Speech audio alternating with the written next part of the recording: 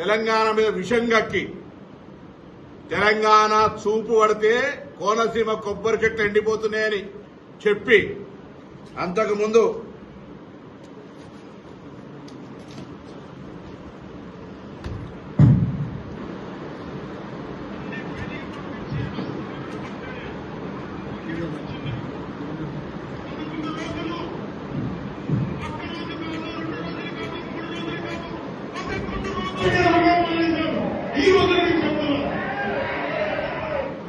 పదకొండు రోజులు తెలంగాణ ఏర్పడితే అన్నం మానేసిన వ్యక్తి తెలంగాణ ఆవిర్భావ దినోత్సవంలో పాల్గొంటే కూడా మాకు అభ్యంతరం లేదు. కానీ తెలంగాణ ఆవిర్భావం కాకుండా నవనిర్మాణం పేరు మీద సభ చేస్తా ఉన్నాడు. రేపొద్దున తీవ్రంగా ఆక్షేపిస్తా ఉన్నాం. ఆంధ్రప్రదేశ్ల సామెత ఉంది, కన్నతల్లికి ముక్కు పుడుక చేయనాడు పిన్న తల్లికి వడ్డాలని చేస్తారనే సామెత ఉన్నది. అదేవిధంగా గూట్ల రాయి తీయలేనాడు ఏట్ల రాయి తీస్తున్నాట. ఆంధ్రప్రదేశ్ ఉప ముఖ్యమంత్రిగా ఏమైనా చేయగలిగితే, ఏమైనా పీకగలిగితే అక్కడ చేయి. ఇక్కడికి వచ్చే నవనిర్మాణ సమితి పేరు మీద నువ్వు ఇక్కడ ఏదో చేసేటువంటి కార్యక్రమంలో ఇక్కడ ఎవడు సహించడానికి సిద్ధంగా లేడు. తెలంగాణ ఏర్పడితే 11 రోజులు అన్నం తినటువంటి వెధవాచి ఇక్కడ మా తెలంగాణ పట్ల ఏదో ముసలి కన్నీరు గారితో ఒప్పుకోం. వాస్తవంగా పవన్ కళ్యాణ్ నటుడు. అది విలన్ వేషమైనా, గుండా వేషమైనా, హీరో వేషమైనా, రౌడీజమైనా, ప్రేమించే విషయమైనా, ఎంతమందిని నిజ జీవితమా సినిమా జీవితమా ఎన్ని చేసినా దట్ ఈజ్ యువర్ ఇండివిజువల్. ఈ రోజు కూడా తెలంగాణలో రెచ్చగొట్టేటువంటి విద్వేషపూరితమైన వ్యాఖ్యలు మాట్లాడడం ద్వారా తెలంగాణ వాతావరణాన్ని కలుషితం చేయాలి అనేటువంటి రేటు ఫిక్స్ చేసుకుని భారతీయ జనతా పార్టీ తోటి తెలంగాణలో ఈ నటన స్టార్ట్ చేసిండు.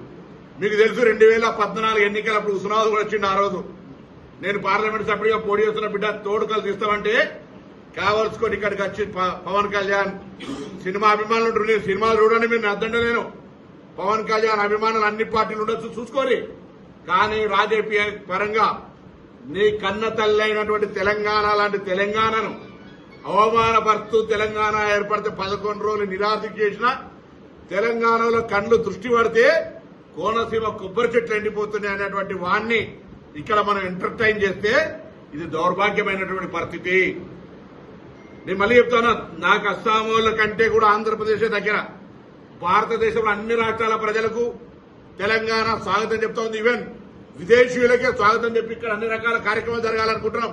మేము ఆంధ్రప్రదేశ్ కు నేను కూడా 100 సార్లు పోయినా సత్సంబంధాలు ఉండాలని కోరుకుంటున్నాం. కానీ ఈ విధంగా తెలంగాణ చూపు పడితే కోనసీమ కొబ్బరి చెట్లు ఎండిపోతున్నాయన్నాక తెలంగాణ రక్తం ఉన్న ఏ బిడ్డ సినిమాలు అభిమానించినా అటువంటి వాని పట్ల ఇక్కడ సభకు పోతే కూడా వాళ్ళ తల్లిదండ్రులకు ద్రోహం చేసినట్టే అని భావిస్తా ఉన్నాను. నేను ఈరోజు క్షమాపణ చెప్పు, ప్రసంగంలో వీడికి జవాబు చెప్పు. 11 రోజులు తెలంగాణ ఏర్పడితే అన్నం తినలే అన్న ఈ వీడియోకు జవాబు చెప్పు. కోనసీమ నా చూపు పడితే ఎండిపోయిందన్న దానికి జవాబు చెప్పు. ఇలా భారతీయ జనతా పార్టీ రెమ్యునరేషన్ ఇచ్చింది కాబట్టి ఇక్కడ యాక్ట్ చేయడానికి రాలేదని దేవుడి మీద ప్రమాణం చేసి చెప్పు. నువ్వు నమ్ముకున్నటువంటి కొండగట్టు అంజనేయ స్వామికి సంబంధించి ఈరోజు ఎవరైనా దేవాలయానికి పోతే రైట్ ఒక పెద్ద కార్యక్రమం చేసుకుంటారు. నువ్వు దాన్ని రాజకీయ పరంగా వాడుకొని ఏదో కొండగట్టుకి ఏదో చేస్తారు కావచ్చు. తిరుమల దేవస్థానం చైర్మన్ రావాలి, ఈవో రావాలి. నువ్వు దేవాదాయ శాఖ మంత్రి కూడా కాదు. అయినా పోనీ సరే పరాయి రాష్ట్రమైన వస్తా ఉన్నాడని గౌరవించే విధంగా గౌరవించడం. ఇవాళ ఎందుకు మేము మాట్లాడుతున్నామంటే తెలంగాణ కోసం పార్లమెంటు సభ్యుడిగా ఆనాడు సకల జనుల సమ్మె ద్వారా తెలంగాణ అందరూ కూడా తెలంగాణ కావాలని అడిగినాం, పోరాటం చేసినాం. ఇవాళ తెలంగాణ పోరాట యోధులుగా అమరవీరులు కావచ్చు, లేదా పూర్తి స్థాయిగా ఇబ్బంది పడ్డటువంటి వాళ్ళు, కేసులు ఇతరత్ర ఉన్నటువంటి వాళ్ళని గుర్తించి గౌరవించాలి, గుర్తింపాలని ఒకవైపు తెలంగాణ ఉద్యమకారులను గుర్తింపు గౌరవాన్ని ఇచ్చే కమిటీ ఏర్పాటు చేసుకొని ఇక్కడ మనం ఆ కార్యక్రమం చేస్తూ ఉంటుంటే తెలంగాణ ఎట్లా పడితే అట్లా తిట్టినాయనే, తెలంగాణ ప్రజల ఆత్మగౌరవానికి విఘాతం కలిగించిన ఆయనే తెలంగాణ ఆవిర్భావ దినోత్సవంలో రైట్ ఇది ఒక ప్రజల ఆకాంక్ష, తెలంగాణ రాష్ట్ర అభివృద్ధికి మేము కూడా సహకరిస్తాడు పర్లే. కానీ మరి ఈ నవనిర్మాణ సభను పెడతాడు పోయి గుజరాత్లో పెడతలేవు, పక్కన కేరళలో పెడతలేవు, పక్క తమిళనాడు పెడతలేవు. ఓన్లీ తెలంగాణకు వచ్చి ఆయనే పైసలు ఇస్తే ఏ నటన అంటే ఆ నటన ఏమంటాడు, ఏ డ్రెస్ వేసుకోమంటే ఆ డ్రెస్ వేసుకొని ఎగురుతాడు. ఇక్కడికి వచ్చి భారతీయ జనతా పార్టీ డైరెక్షన్ ఈ డ్రెస్ వేసుకొని ఎగురుతుండు. తెలంగాణ వైషమ్యాలు సృష్టించాలి, రాజకీయమైనటువంటి విమర్శపూరితంగా మాట్లాడాలి. రైట్, నువ్వేమైనా పెట్టుకోవా, ఇది డెమోక్రటిక్ కంట్రీ. కానీ నా గుండెల మీద దాన్ని, నా తెలంగాణ ప్రజల ఆత్మ గౌరవాన్ని గాయం కలిగించేటువంటి కోనసీమ కొబ్బరి చెట్లు తెలంగాణ వాళ్ళ కళ్ళతోటి మాడిపోయినాయి అంటే, లేదా తెలంగాణ ఏర్పడితే 11 రోజులు అన్నం తినలేదు బాధపడ్డా అన్నటువంటి వాడు ఇక్కడికి వస్తే మాట్లాడే ముందు దానికి జవాబు చెప్పాల్సిందిగా నేను డిమాండ్ చేస్తాను. పంచాయతీలు ఈ మధ్య నేను రివ్యూ చేస్తున్నప్పుడు ఫిల్టర్ బెడ్స్ రిపేర్లకి డబ్బులు లేవని చెప్తా ఉన్నా. దానికి కనీసం అన్ని పంచాయతీలకి మనకున్న 13,326 పంచాయతీలకిను దానికి సంబంధిత గ్రామాలకు కావచ్చు, హ్యామ్లెట్స్కి వీ నీడ్ అరౌండ్ 88 crores, 88 కోట్ల రూపాయలు కావాలి మనకి. అసలు వీళ్ళు వదిలేసే డబ్బు చూస్తే, ఒక్కొక్క చోట వదిలేసే డబ్బు చూస్తే, అది ఒక్క ఉదాహరణకి ఆంధ్ర పేపర్ మిల్సే 13 కోట్లు కట్టాలి. ఆ లెక్కల్లో చూస్తే ప్రాపర్ అసెస్మెంట్ చేస్తే కనీసం తక్కువలో తక్కువ అన్ని పరిశ్రమలు కనుక పే చేస్తే నాకు తెలుసు ఫిల్టర్ బెడ్స్ ఇష్యూ ఉండదు ఆ ఏరియా వరకు.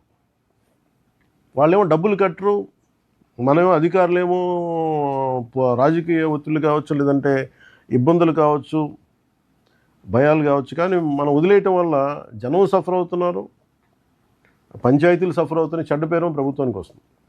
అందుకని ఒక్కసారి మీరు నాకు ఒక ప్లాన్ ఆఫ్ యాక్షన్ ఇవ్వండి సార్. యాజ్ మీరు కంతిలాల్ దండే గారిని కూడా నా రిక్వెస్ట్ ఏంటంటే, మీరు ఇప్పటికీ అంటే చాలా వేగ్, ఇట్స్ నాట్ రైట్, అంటే నాట్ ఒక రైట్ ఫిగర్ కూడా కాదు, ఒక అందాజు, ఒక పెండింగ్ డ్యూస్ పరిశ్రమల నుంచే నాకున్న ఈ రిపోర్ట్ కూడా నాకు రైట్ కాదు. నాకు ఇది అండర్ అసెస్డ్ కింద ఈ పరిశ్రమల నుంచి 115.57 కోట్లు రావాలి. ఎడ్యుకేషనల్ ఇన్స్టిట్యూషన్స్ నుంచి ఇంక్లూడింగ్ ప్రైవేట్తో 45 కోట్లు రావాలి. All are under assessed.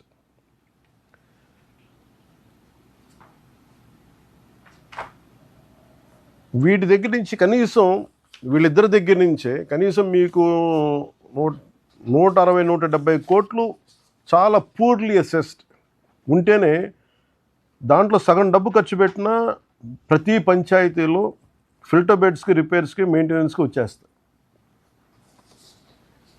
లేని డబ్బుని సృష్టించలేము. ఉన్నవాళ్ళు డబ్బులు సంపాదిస్తున్నారు, ఐ థింక్ ట్యాక్సులు కట్టట్లేదు వీళ్ళు. నిజంగా కష్టపడే ప్రతి ఉద్యోగి, ప్రతి పారిశ్రామికవేత్త, నిజంగా సిన్సియర్గా ఉండే పారిశ్రామికవేత్తలు కానీ, ఎంటర్ప్రీన్యూర్స్ కానీ ట్యాక్సులు కడతా ఉన్నారు. ఈ వాట్ ఎవర్ వాళ్ళ నేపథ్యం ఏంటో తెలియదు కానీ వాళ్ళు ట్యాక్సులు కట్టకుండా స్టేట్ తాలూకు శక్తి క్రిపుల్ అయిపోతుంది, ఆర్థిక శక్తి. అందుకని సమ్వేర్ ప్లీజ్, అది ఆర్థికంగా మన రాజకీయ పరంగా మీకు ఏదైనా ఒత్తిళ్ళు ఉంటే అది మేము చూసుకుంటాం. ప్రత్యేకించి మేము మీకు మాట ఇస్తున్నాను. మీరు యూ డూ రీఅసెస్మెంట్. మీరు వన్ డే మీరు వాటర్ ఆడిట్ ఎలా చేశారో, మీరు ఏమంటారు ఫస్ట్ డే చేసినప్పుడు ఆడిట్, పల్స్ సర్వే ఎలా చేశారో, don't do it in one day, do it dry for 3-4 days. ఇంకా మళ్ళీ మీరు రేపు మిస్ అవ్వద్దు అనే పదం లేకుండా చూడండి. అంటే ఎంత పొటెన్షియాలిటీ ఉంది అంటే పంచాయతీల దగ్గర నుంచి రైట్గా రికవర్ చేస్తే 5,496 కోట్ల రూపాయలు. This is a possible potential which could come in to state Exchequer. దీన్ని నిజంగా కనుక వస్తే శానిటైజేషన్ రిక్వైర్మెంట్లు కావచ్చు, ఫిల్టర్ బెడ్లు కావచ్చు, ఉద్యోగులకి జీతభత్యాల పెంపకాలు కావచ్చు, వీధి లైట్లు కావచ్చు, ఇంకెంతసేపు మనం కూర్చోబెట్టి నిజంగా 5,496 కోట్ల రూపాయలు పొటెన్షియాలిటీ ఉంది మన ఆంధ్రప్రదేశ్ పంచాయతీలకి యాజ్ ఆన్ నౌ. ఇది కూడా అసలు రీఅసెస్మెంట్తో చేయగలిగితే. అందుకని ప్రతి ఒక్కరు దీన్ని ఎవరన్నా పారిశ్రామికవేత్తలు కావచ్చు, విద్యా సంస్థలు కావచ్చు, దానికి నడిపే పెద్ద వ్యక్తులు ఎవరైనా కావచ్చు, అది రేపొద్దున గౌరవ ముఖ్యమంత్రి గారి దృష్టికి తీసుకొచ్చినా, రేపొద్దున క్యాబినెట్లో మాట్లాడినా అది మా నిర్ణయం, మేము తీసుకుంటాం.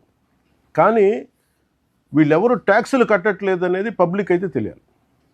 ఒకవైపు పబ్లిక్నేమో వేధిస్తున్నాం, మీరు ట్యాక్సులు కట్టాలి, ట్రాఫిక్లో వెళ్తుంటే చలాన్లు కట్టాలి ఇచ్చేస్తున్నాం. కానీ ఇంత డబ్బులు సంపాదిస్తా కనీసం వీళ్ళు ట్యాక్సులు కట్టకపోవడం అనేది చాలా చాలా దురదృష్టకరం. As a government, as a responsible officials, I request you all through Principal Secretary garu, through Kantilal Dandeji, please you take the needful action, sir. Make sure everyone is accountable.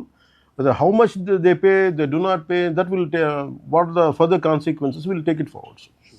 That should be the objective of this sabha. If anyone would like to add, more than that.